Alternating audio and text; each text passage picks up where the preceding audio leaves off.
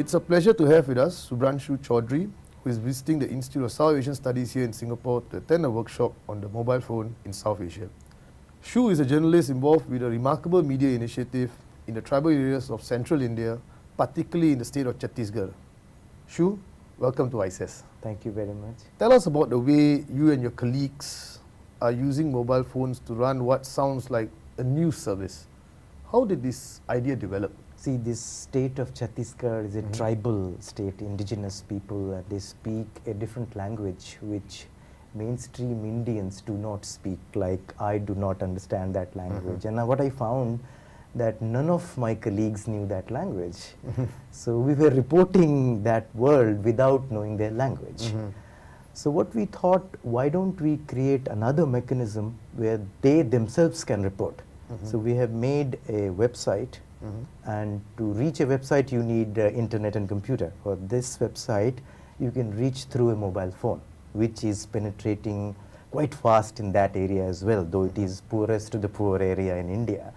So what happens in this system, that a tribal picks up his phone and calls up a number, and this website tells them if they want to leave their message, what they should do. So they leave their message in their own language, which will come to one of us, one of the moderators, and there are some friends who can help us translate this into Hindi or English, which is the mainstream Indian languages which journalists understand.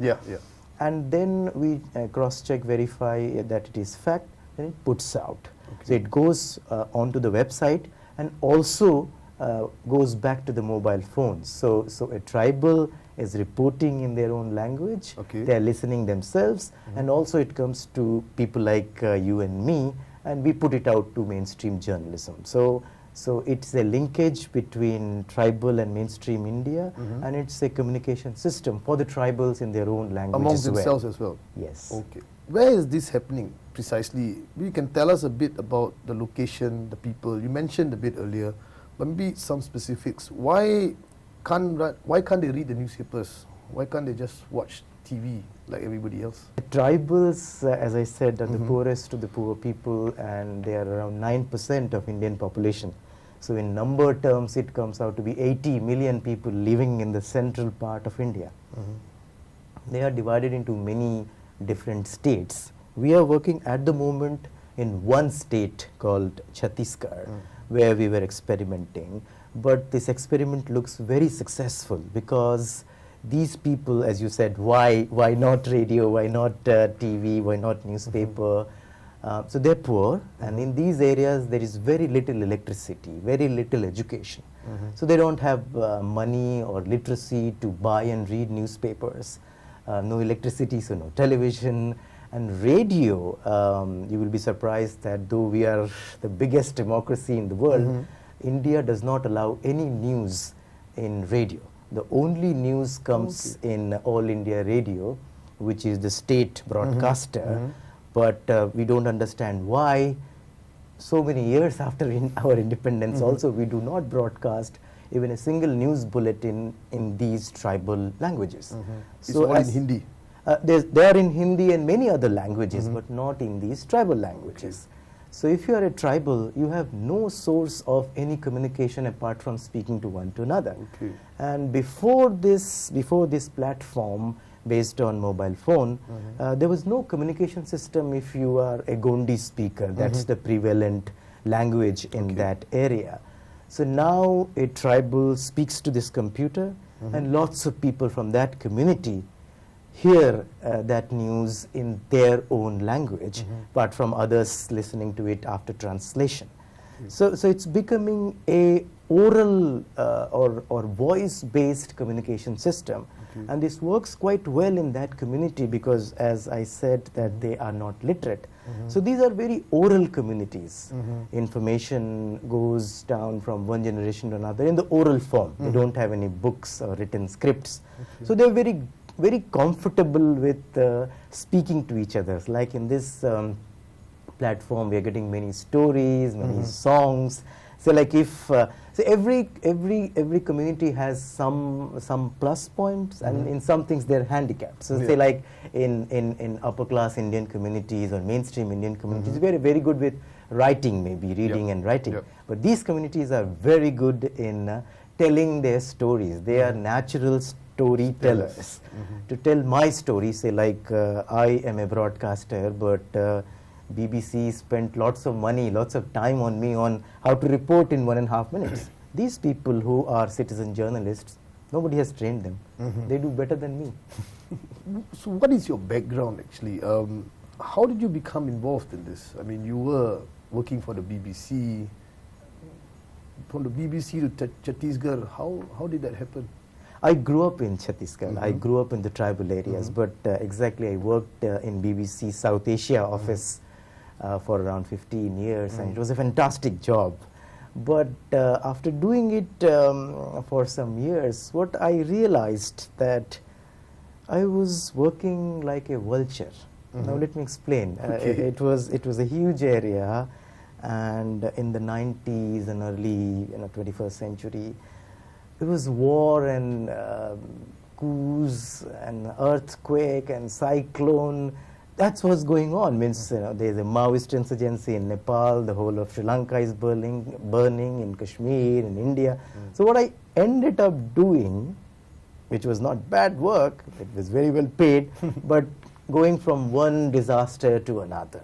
So you have all the details of 76 people killed and how they were killed and what kind of injury, but very little understanding of why that killing is happening, why that disaster took place. Because the next time you go there, when 176 killed, before that you have no time to visit because you are visiting other insurgencies or disasters. So I thought that let's concentrate in one place and try to understand the why of these problems. So Chhattisgarh by that time had become the epicenter of the Maoist problem, which our Prime Minister calls the biggest internal security problem. Yep.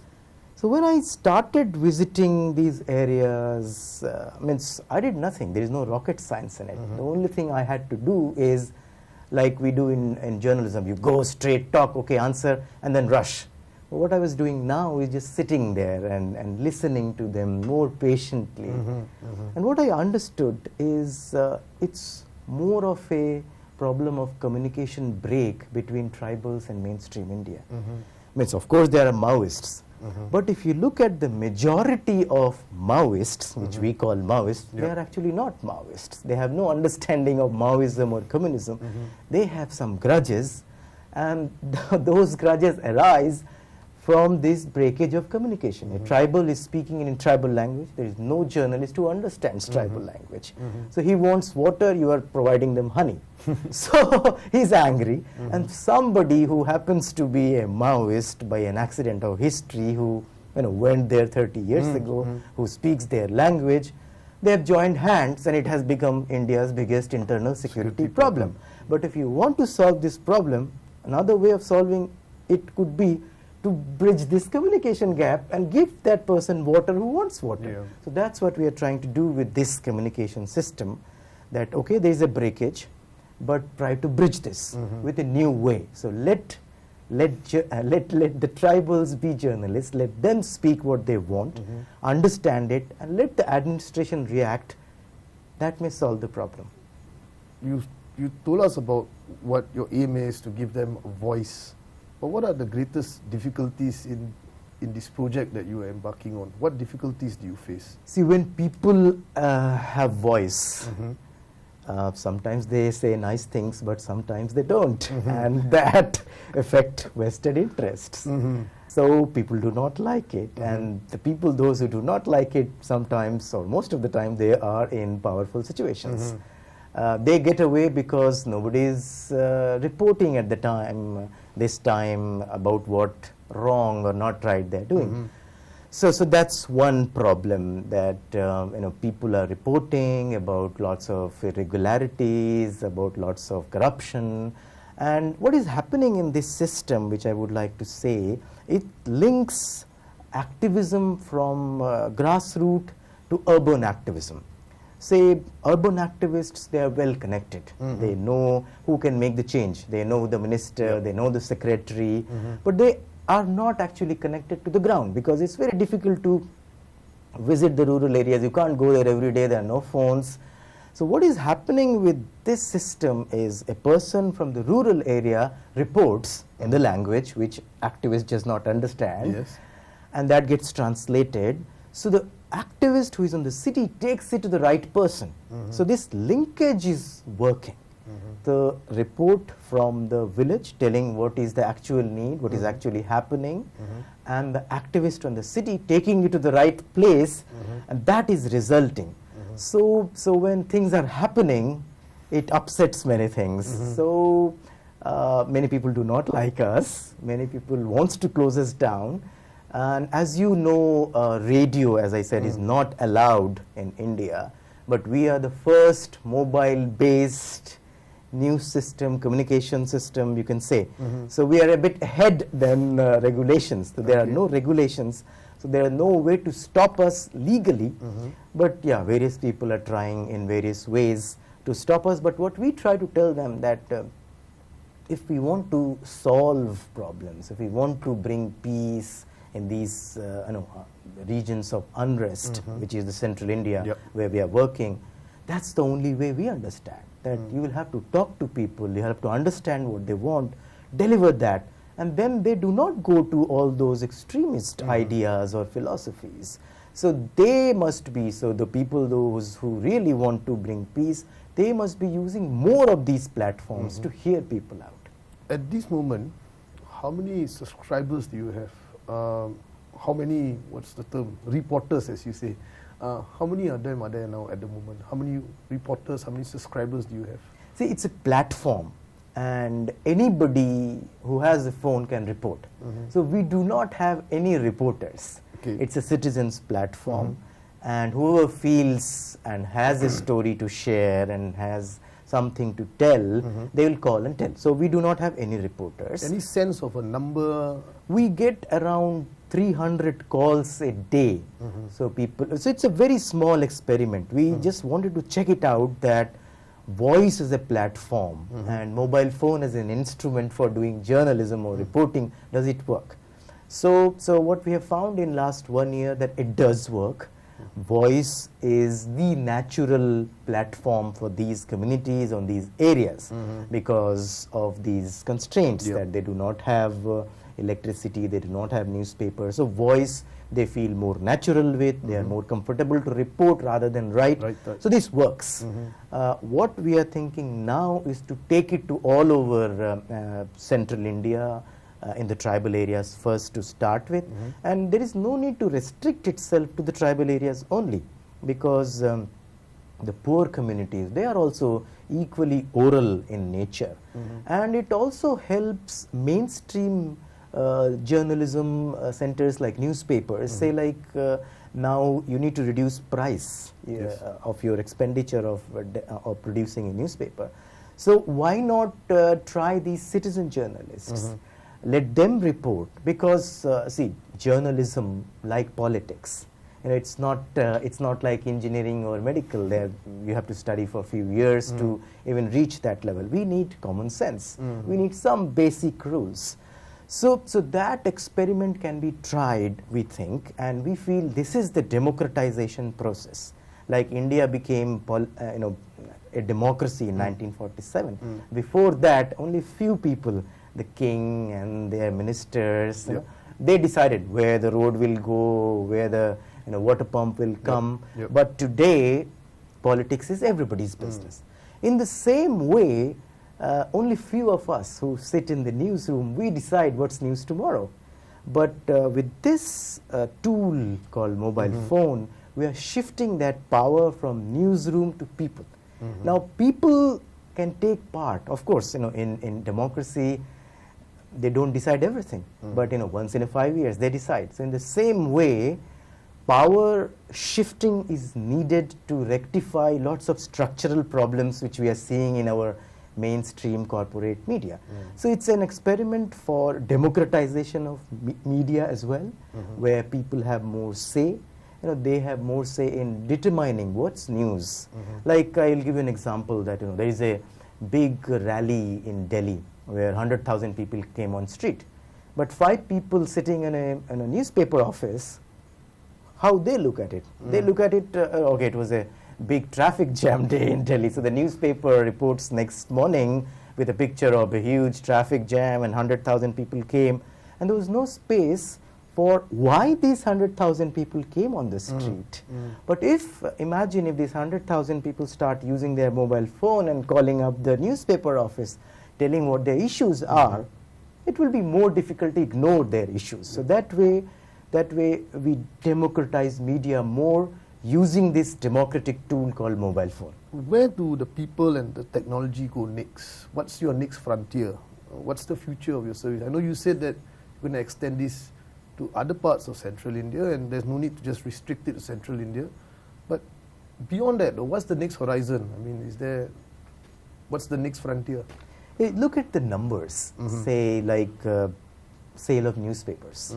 In India, it does not reach, if you add all the circulation of all the newspapers, it does not reach more than 20%. If you look at the figure of electricity, the government figure says, I think it is 54% houses do not have electricity in India. It may sound a bit strange that India is a superpower, but majority people do not have electricity. Radio could have been something for, a model for communication, but it is restricted to government media. All India Radio service. All India Radio. So mobile can truly democratize communication in India. And as you very rightly said, there is no need to restrict it to any region. What we were trying to see it as a model. If it works here, it can work anywhere. So it gives poor people a voice. If you do not give people a voice, that results in what are the kind of things happening in central India. You see, they join Maoists, tomorrow they will join somebody else. So you see violence uprising if you restrict people's voice. So you need to hear people out. And this mobile technology is better than radio. We missed the bus of radio as far as India is concerned, but mobile has a two-way communication. In radio, I can only tell you, this is what, this is this. So it's a sermonizing technology. But in mobile phone, when I tell you a story, you can react. You can say that, this is interaction of sorts. It's a two-way. And what it can be developed as a search engine for poor people. Say you want to search something today, you need a computer and internet. And look at the figures. In Chhattisgarh, the state we are working, 0.7% people are on internet, less than 1%. In whole India, that figure is 7%. But if you look at mobile phone figures, 70+% people have mobile phone.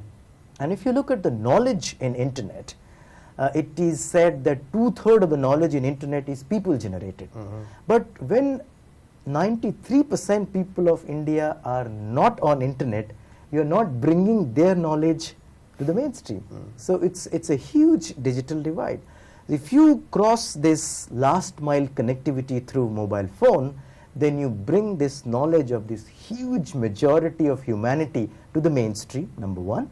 And number two, anybody who has just mobile phone and nothing, they can also use it as their search engine, as their Google. It's not there yet, but tomorrow, if more technology goes into it, you can call this number and ask for ISAS. And it may give you, these are the 3 stories from ISAS on probably this subject, on Maoist. And so they can hear those stories. So this technology, if it is developed, it can be Google for the poor. Shu, thank you so much for a very interesting and informative session. On behalf of ISAS, I'd like to thank you. Thank you very, very much. Thank you.